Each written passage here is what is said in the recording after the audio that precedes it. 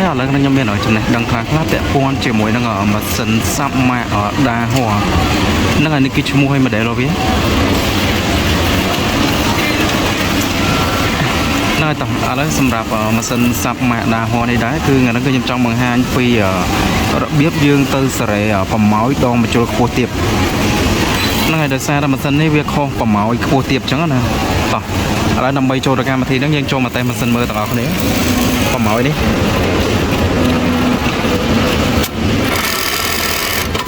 ពេលដែលយើងវាយទៅគឺប្រម៉ោយដងបញ្ចូលវាធ្លាក់ចុះអញ្ចឹងវាខុសយល់ទេអូខេប្រម៉ោយហើយ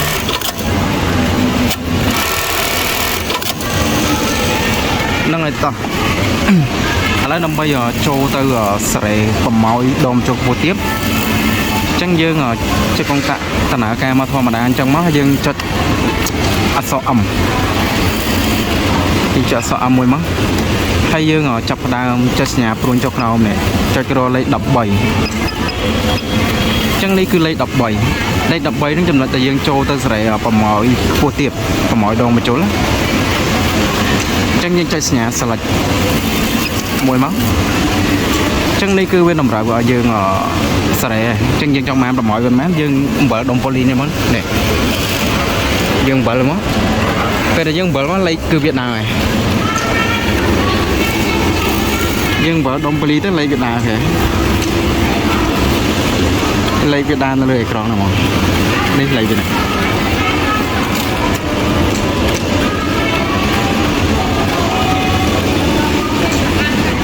ចឹងឥឡូវយើងលួចវា240សិនមកហើយ save គឺយើងចុចសញ្ញា select មួយចុចថយមកតោះយើងចាប់ដើម save ជាន់ឈ្នាន់មួយចឹងដងបញ្ចូលនេះវានៅស្ទើរប្រម៉ោយវានៅកកវានៅស្ទើរដែរចឹងយើងចាប់ដើមចូលទៅសេរីម្ដងទៀតចឹងយើងចូលចាសអមមួយយើងចូលមកលេខ13អដើមហើយយើងចុចសញ្ញា select ហើយយើងចាប់ផ្ដើមបើដុំប៉ូលីម្ដងទៀតឥ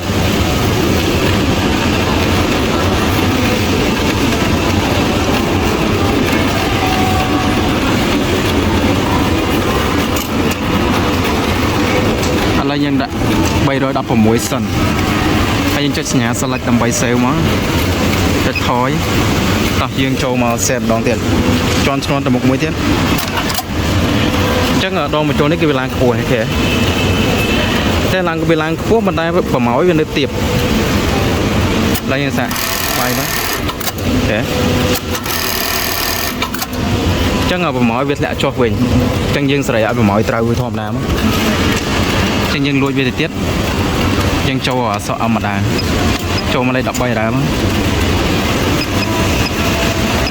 នេះគឺលេខ13អញ្ចឹងយើងចុចសញ្ញា select save មួយមកតោះឥឡូវយើងចាប់ផ្ដើមបើដុំប៉ូលីទៀត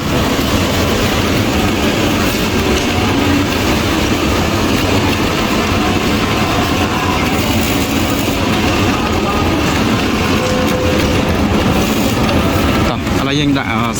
020ហើយយើងចុចសញ្ញា select save មកចុចថយតោះយើង save ម្ដងទៀតអានេះចឹងប្រម៉ោយនេះវាឡើងខ្ពស់វិញទេតែវានៅស្ទើរបន្តិចទៀតឥ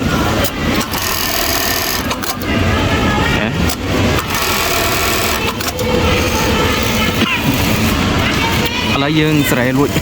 វិញបន្តិចទៀតមកចុចស M ចូលមកលេខ13ដែរមកសេវមួយអញ្ចឹងយើងសេរីវាតិចទៀតមកអញ្ចឹងវា0.3ឥឡូវ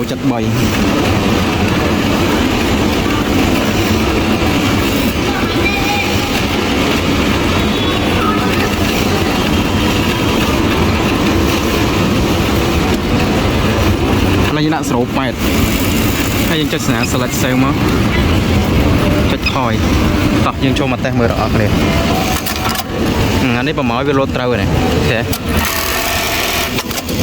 អានេះប្រម៉ោយដងបញ្ចូលវាលោតត្រូវធម្មតា